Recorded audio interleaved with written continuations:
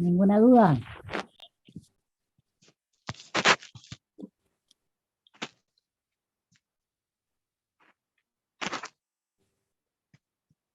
Aquellos que van a recuperar el parcial, o sea, los que tienen 6 y quieren ir por la promoción, no se olviden de decirle a los jefes de trabajos prácticos, así los incluyo en el grupo.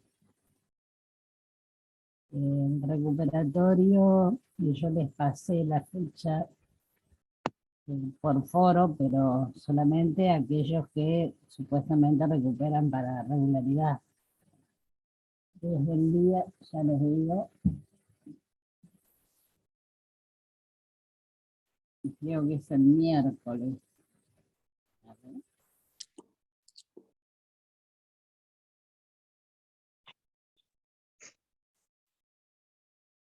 El miércoles 12 a las 10 de la mañana en la sala 913 y sala de investigación en el rectorado.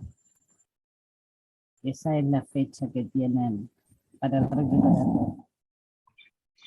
Aquellos que optan por recuperar para la promoción, yo les aviso de que la nota que queda es la nota del recuperatorio. ¿Sí? O sea, si tenían un 6 y se sacaron un 7 en el recuperatorio, pasan a tener 7 y siguen para la promoción. Pero si tenían 6 y se sacan un 5 en el recuperatorio, la nota que les queda es ese 5, por lo tanto tienen que ir al recuperatorio especial para ese parcial. O sea, es como que estarían perdiendo, entre comillas, la regularidad, quedan con ese parcial pendiente, entre comillas, porque tienen la posibilidad de recuperar en el recuperatorio especial. O sea, cada uno es dueño de arriesgar o no. En general, lo que se ha dado a lo largo del tiempo es que de 20 que lo intenta, quizás a uno le vaya mal. En general, el que se sacó un 6 es porque sabía bastante. Si él tiene tiempo de dar una o dos leídas más al temario, no debería andar mal en el recuperatorio.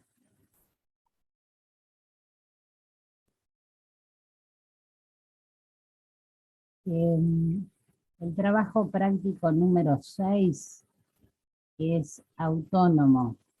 El material para leer ustedes lo tienen en el aula y también tienen, por supuesto, el cuestionario de autoevaluación. Esa autoevaluación es el día, ya les digo,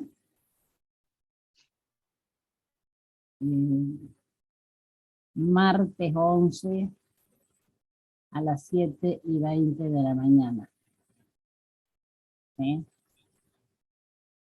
Esa sería la autoevaluación del trabajo práctico número 6, porque el lunes es feriado, así que pasa para el día martes tempranito. De todas maneras, está en el aula. No recuerdo si ya habilité para que vean en horario, porque hay dos grupos, el 1 y 2 por un lado y el 3 y el 4 por otro. O sea, uno se conecta en 7:20 y creo que los otros se conectan 7:25, algo así. Ustedes ingresan en el grupo que le corresponde y ahí le va a decir a qué hora se abre el cuestionario. ¿Alguna duda? ¿No? ¿Todo ok? ¿O están dormidos todavía?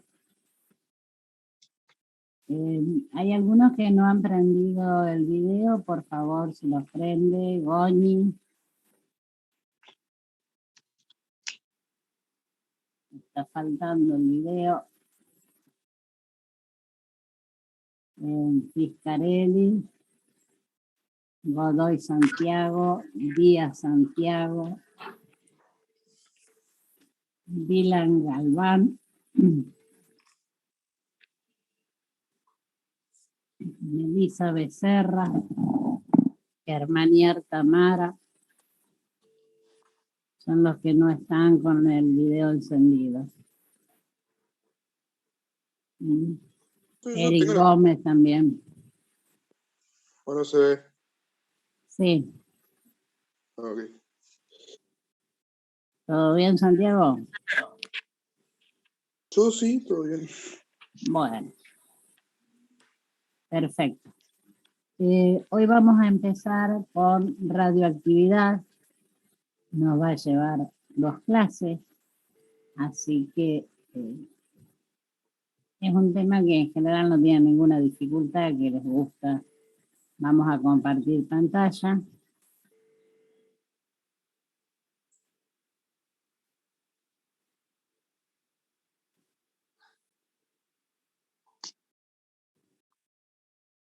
¿Están viendo? Sí. Bien. Bueno, la historia de la radioactividad no es tan vieja como uno podría pensar, ¿no es cierto?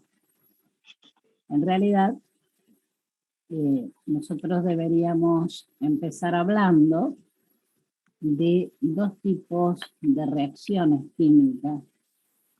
Ustedes hasta ahora han trabajado sobre las reacciones químicas a las que se denomina ordinarias.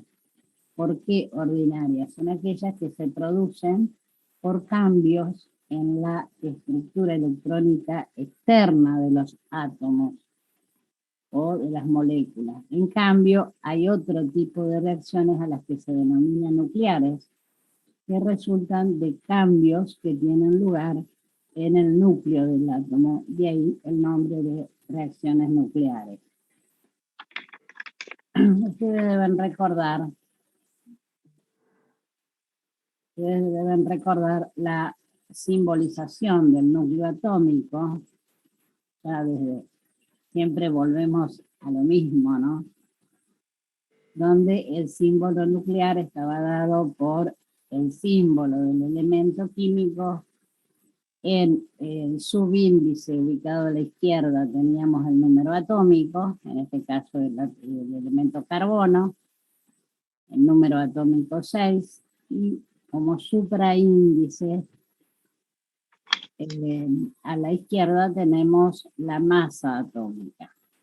Lógicamente que estos valores ustedes los sacaban de la tabla periódica. Y hablando de tabla periódica, el día que tengan este trabajo práctico van a tener que llevarla para poder trabajar. Fíjense que nosotros acá tenemos, por ejemplo, un átomo de carbono que tiene una masa y un número atómico de 6, y acá tenemos otro átomo de carbono que tiene un número atómico de 6. Pero la masa del primero es 12 y la masa del segundo es 14. ¿Qué significa eso? A esos núcleos que tienen el mismo número de protones, pero diferente número de neutrones, se los llama isótopos, como ustedes ya lo deben saber abundantemente. ¿Cómo calculaban el número de protones, neutrones y electrones? El número atómico, en el caso del carbono, 6, me indica la cantidad de electrones que tiene ese elemento.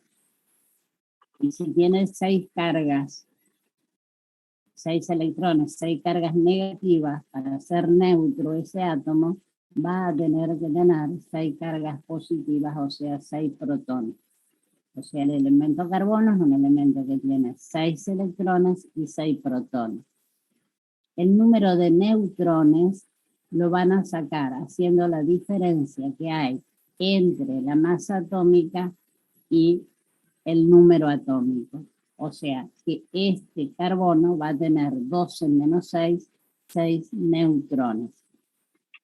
Este otro carbono, al ser carbono número atómico 6, tiene 6 electrones, tiene 6 protones, va a tener un número de neutrones igual a la diferencia entre el número másico y el número atómico, o sea, 14 menos 6, 8. Este tiene 6 neutrones y este tiene 8 neutrones. O sea, la masa de estos dos átomos de carbono es diferente, porque tienen distinto número de neutrones, por lo tanto, serían isótopos entre sí. Pero ¿qué es lo que pasa?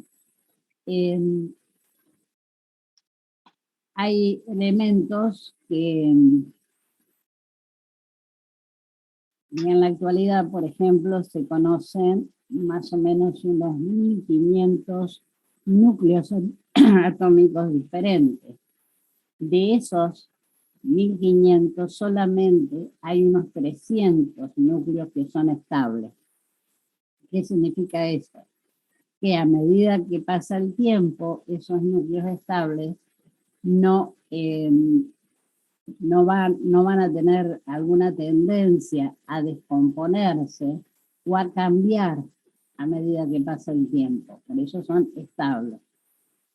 Hay una relación que me da a mí la estabilidad de un núcleo atómico. Esa relación está dada por la cantidad de neutrones y de protones que tiene.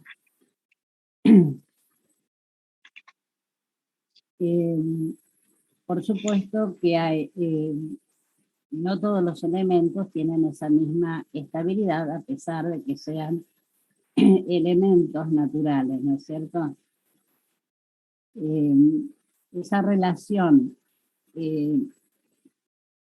protones, neutrones, protones, ¿sí?, que va cambiando a medida que cambia el número atómico, me va a dar la estabilidad. Y si esa relación es 1 o muy cercana a 1, ese núcleo va a tener muy poca tendencia a cambiar a medida que transcurre el tiempo, o sea, sería un núcleo estable. Cuando esa relación neutrón-protón se acerca a 1,5, por ejemplo, eso me está hablando de un núcleo muy inestable, o sea que va a cambiar, se va a ir descomponiendo a medida que pasa el tiempo. O sea, que a medida que crece el número atómico, también crece esa relación, alcanzando un valor de aproximadamente 1,5 en los elementos pesados. Por ejemplo, en el caso del plomo, que tiene un número atómico de 82, un número másico de 206, la relación va a ser la cantidad de neutrones, que serían 106 más 18, 124, sobre 82, me da 1 y pico abundante, ¿no es cierto? Eso me está diciendo de que ese átomo de plomo que tiene masa 206 es un núcleo inestable. Por ejemplo, acá tenemos el nitrógeno, que tiene un número atómico de 7, o sea, 7 protones, y tiene 14 menos 7, 7 neutrones. La relación 7 neutrones sobre 7 protones me da exactamente 1. Este elemento nitrógeno de masa 14 es un elemento estable, no va a cambiar, no va a modificarse, no se va a ir descomponiendo a medida que transcurre el tiempo. Lo mismo pasa con este átomo de oxígeno, que tiene 8 protones, y va a tener 16 menos 8, 8 neutrones. 8 neutrones dividido los 8 protones me da exactamente 1. Este sería un núcleo estable. Ya tenemos el ejemplo del plomo que les di recién. El número atómico es 82, o sea, tiene 82 protones, y tiene un número másico 206, menos 82 me va a dar la cantidad de protones, que serían 106 más 18, 124 dividido 82. Ya se aleja de ese valor 1. O sea, nosotros podemos representar esa relación en lo que se llama el cinturón de seguridad, ¿sí? Donde en el eje de las abscisas ponemos el número atómico del elemento y en el eje de las ordenadas el número de neutrones. Fíjense que hasta el número atómico 20 más o menos, ¿sí? La relación que hay neutrones-protones es prácticamente 1. Por lo tanto, todos esos elementos que tienen un número atómico menor a 20 son elementos estables. A medida que yo me voy subiendo el número atómico en la tabla periódica, me voy a ir encontrando que cuando hago esa relación, fíjense cómo se va dispersando, ya no sigue esta recta, no sigue esta recta, y eso me está indicando que el núcleo es cada vez más inestable. O sea, los núcleos pesados siempre son muy inestables. ¿Cuál es la diferencia que hay entre una reacción química ordinaria y una reacción de tipo nuclear? Las reacciones nucleares se caracterizan porque siempre van acompañadas de cambios de energía que exceden enormemente, ¿no es cierto?, los cambios de energía que están asociados a las reacciones químicas ordinarias. Por ejemplo, si nosotros tenemos la reacción del cloro con el radio, ¿sí? Esa es una reacción química de tipo ordinaria, ¿sí? Pero en cambio, la desintegración radioactiva de 1 gramo de radio, ¿sí?, me produce una cantidad de energía 500.000 veces más grande que esa reacción del cloro con el radio en una reacción ordinaria.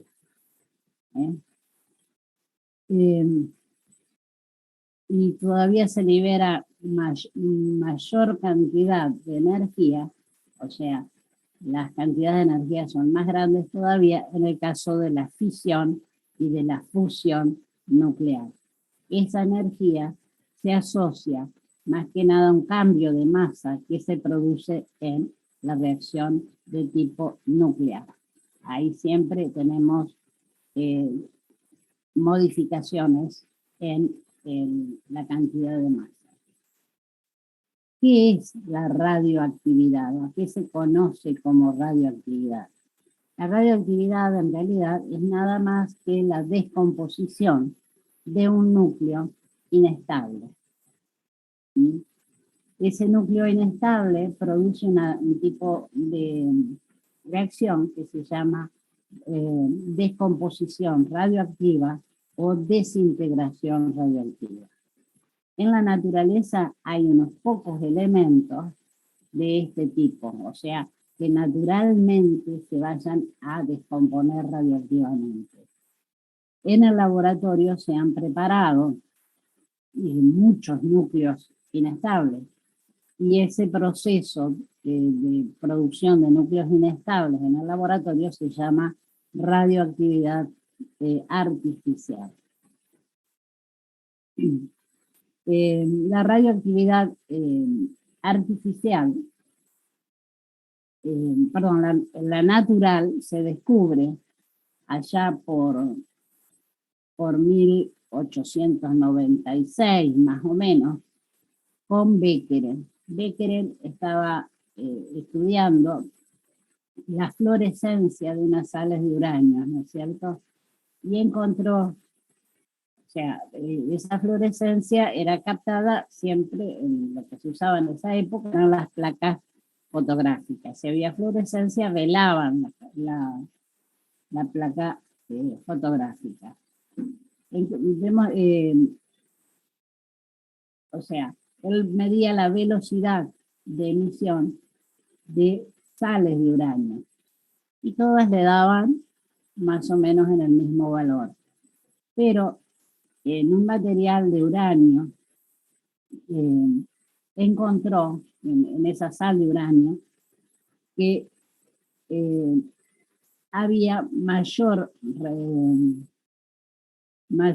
fluorescencia, ¿no es cierto?, que la que venía, una mayor velocidad que la que venía detectando antes.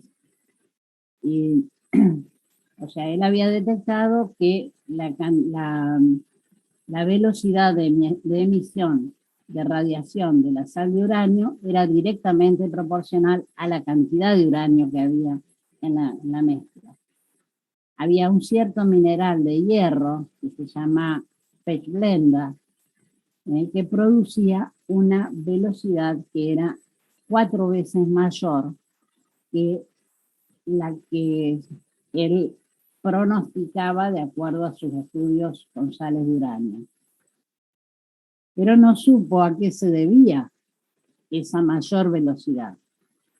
Un poco más tarde empiezan a trabajar los esposos Curie sobre ese mineral que emitía esa radiación a una velocidad mayor.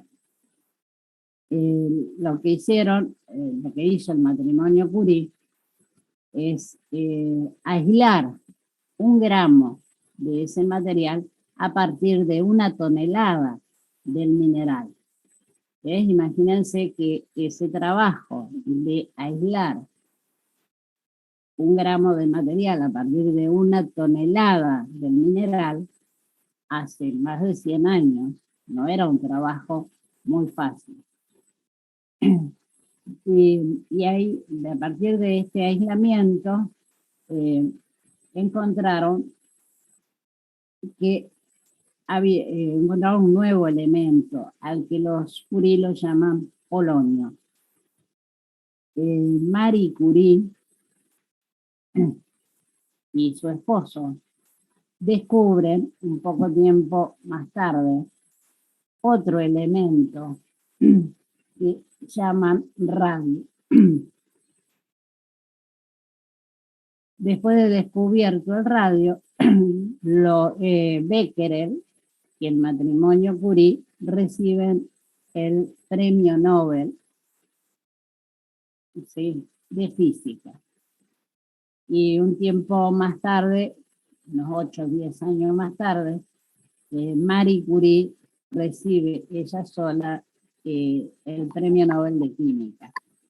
Y es curioso porque en 30 y pico de años más tarde, una hija de ellos también recibe el premio Nobel de Química. O sea, toda una familia de premios Nobel. Hay una película que el año pasado creo que la estuvieron pasando, que se llama Marie Curie. Quizás la puedan, si tienen Netflix, puedan llegar a conseguirla. Le digo que es muy interesante y todo esto que le estoy contando es como que aparece también en la película, les puede servir de ayuda para este tema que es tan interesante, y más hoy en día que estamos hablando de radioactividad, cuando, por ejemplo, hoy temprano, mirando las noticias, veo de que habían despegado en Italia aviones cazas porque Rusia estaba violando el espacio aéreo de la OTAN. O sea, estamos en un momento donde todo esto tiene muchísima actualidad. Estamos hablando de radioactividad y vamos a hablar también de los efectos que tiene la radioactividad, no solamente de qué es, cómo se produce y demás, sino que es un tema muy interesante, es un tema que ha ayudado mucho a la medicina, ¿sí? Pero también, como todo, el hombre termina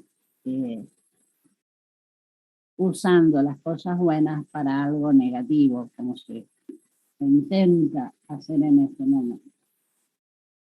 Bien, hablando de la radiación natural, la radiación natural la podemos separar en tres partes diferentes por medio de un campo, ya sea eléctrico o un campo magnético. Por un lado, la vamos a separar en una emisión de partículas cargadas positivamente, que se dirigen al polo negativo de ese campo eléctrico, ¿no es cierto? Por otro lado, tenemos otro tipo de partículas que se van a dirigir al polo positivo del campo eléctrico, y esas partículas se las llama partículas beta. Y hay un tercer tipo de partículas que no van a sufrir ninguna desviación en cuanto a encontrarse en un campo eléctrico o magnético. La radiación alfa consiste en una emisión de partículas cargadas positivamente, ¿sí? La radiación beta consiste en la emisión de partículas cargadas negativamente. La radiación alfa, que tiene esas partículas cargadas positivamente, tiene carga más 2, esas partículas, y masa 4. Esas partículas son idénticas a los núcleos de los átomos de helio que nosotros conocemos, que tienen número atómico 2 y masa 4. O sea que cuando nosotros vamos a representar en una reacción química una partícula alfa, la vamos a poner con el símbolo nuclear del helio.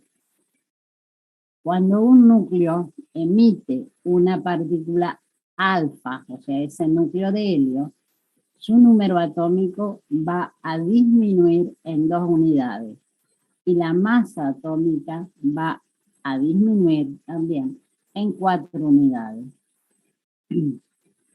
Por ejemplo, si nosotros tenemos un átomo de uranio, ya tenemos cómo se representa esa radiación alfa, ese núcleo de helio. Nosotros tenemos un átomo de uranio y este átomo de uranio emite una partícula alfa. ¿Qué nos va a quedar? La partícula alfa, que es número atómico más 2, número másico 4, ese núcleo de helio, más un nuevo elemento que va a ser el torio. ¿Cómo sé que es el torio? Porque nosotros teníamos un número atómico de 92. Si está emitiendo una partícula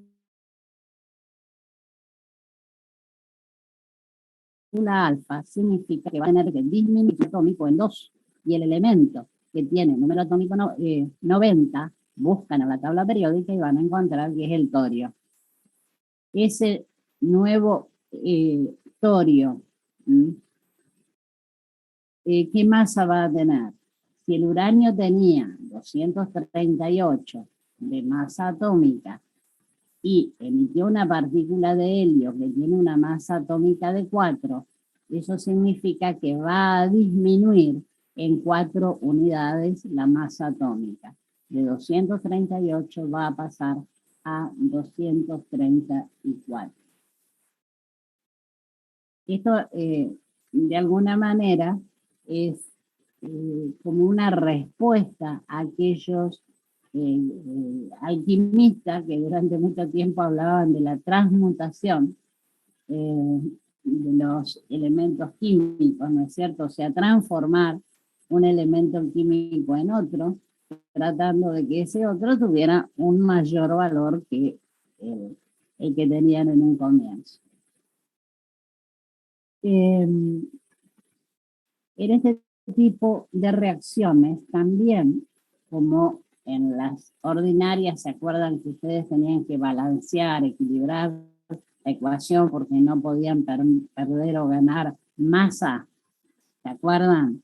Que tenían que buscar los coeficientes estequiométricos. Bueno, acá también hay que hacer un balanceo en estas ecuaciones radioactivas, pero se hace de manera diferente. Lo que se equilibra, lo que se balancea acá, es el número atómico y el número másico. O sea, lo que yo tengo como reactivo acá en este caso sería el uranio.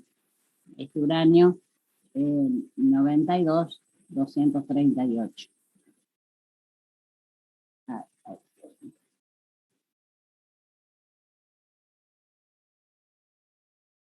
¿Qué me va a pasar?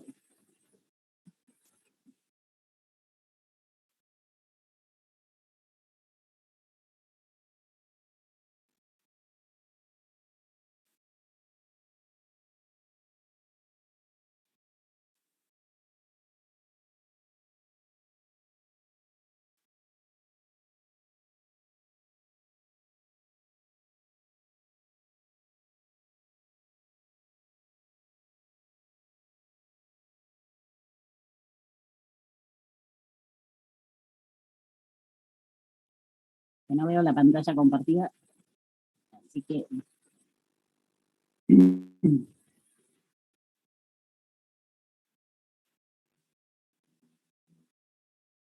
mientras está pensando mi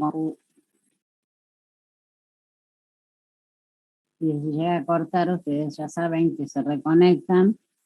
Y otra cosa que les digo es que anoten el presente en el chat, por favor, que me había olvidado de decir.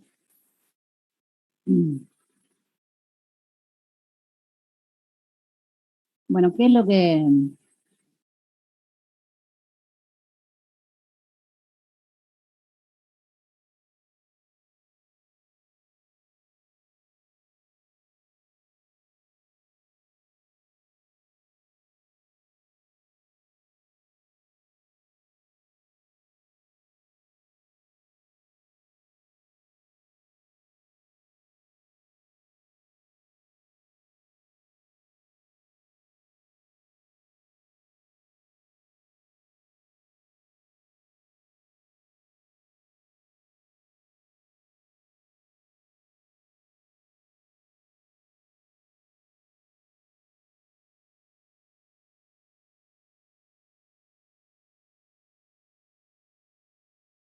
Recording stopped.